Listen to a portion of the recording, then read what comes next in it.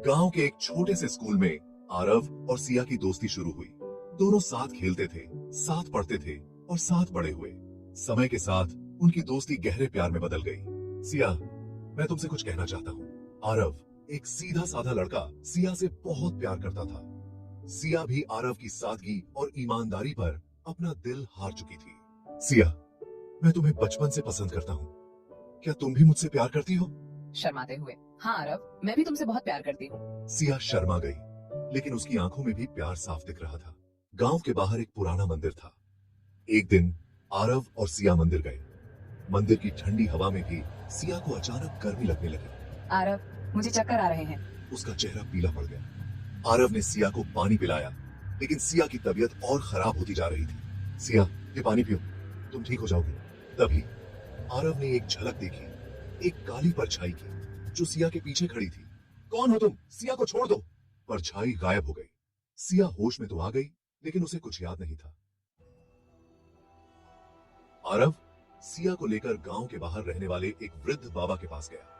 बाबा गांव के सबसे बुजुर्ग व्यक्ति थे और लोगों का मानना था कि उनके पास जादुई शक्तियां हैं।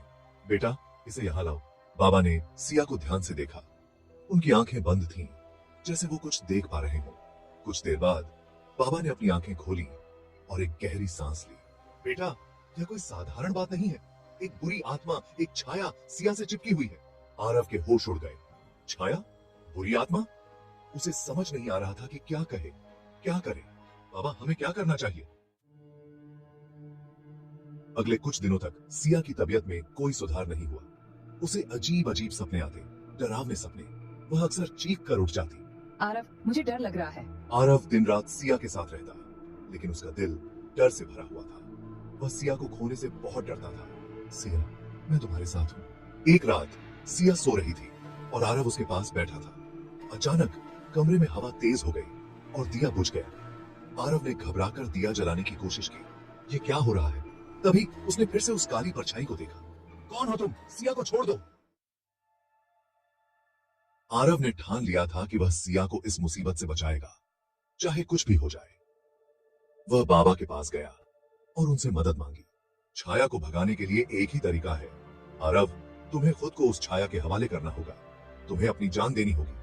आरव के लिए यह सुनकर दुनिया थम सी गई। एक तरफ था उसका प्यार, उसकी सिया, और दूसरी तरफ थी उसकी अपनी जान।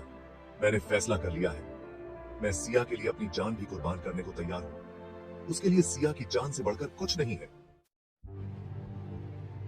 आरव उस सुनसान जगह पर पहुंचा जहां बाबा ने उसे जाने को कहा था। वह उस छाया का इंतजार करने लगा। थोड़ी देर बाद वह काली परछाई उसके सामने आ गई।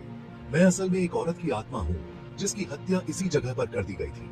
आरव ने उससे विनती की कि वह सिया को छोड़ दे, और बदले में वह खुद को उसके हवाले करने को तैयार है। ठीक है, मैं तुम्हारी बात मान सकती हूँ, लेकिन एक शर्त पर। छाया ने बताया कि अगर सिया खुद अपनी मर्जी से आरव को छोड़ने के लिए तैयार हो जाए, तो वह सिया को छोड़ देगी। आरव को सिया से सच छुपाना था और उसे मनाना था कि वह उसे छोड़ दे। मेरे लिए यह सबसे मुश्किल काम था, लेकिन मुझे सिया की जान बचानी थी। उसने सिया से झूठ बोला कि वह उसे अब प्यार नहीं करता और उसे छोड़कर जा रहा है। मैं टूट गई। मुझे समझ नहीं आ रहा था कि अचानक ऐसा क्या हो गया। लेकिन आरव के जाने के बाद वह अकेली रह गई, उदास, निराश। तुमने अपना वादा निभाया, अब मैं भी अपना वादा निभाऊंगी। छाया सिया के पास गई और उससे बोली, अब तुम आजाद हो। आरव तुम्हें प्यार नहीं करता, वह तुम्हें छोड़कर चला गया है। अगर ऐसा है तो मुझे जीने का कोई मतलब नहीं है। मैं भी मर जाना चाहती हूँ। छाया हैरान रह गई। उसे उम्मीद नहीं थी कि सिया ऐसी बात कहेगी। उसने सिया से पूछा, तुम मर क्यों जाना चाहती हो? पान करने की कोशिश की थी। सिया दौड़ी हुई आरव के पास गई और उसे अपनी बाहों में भर लिया। आरव ने भी सिया को कस के पकड़ लिया। दोनों की आंखों में आंसू थे, खुशी के आंसू। छाया गायब हो चुकी थी। सिया और आरव की जिंदगी अब पहले जैसी हो गई थी, लेकिन छाया का रहस्य अभी भी बना हुआ था। वह कौन थी? उसकी हत्या क्यों की गई थी? इन सवालों का जवाब किसी के पास नहीं था, लेकिन सिया और आरव खुश थे क्योंकि उनका प्यार जीत गया था।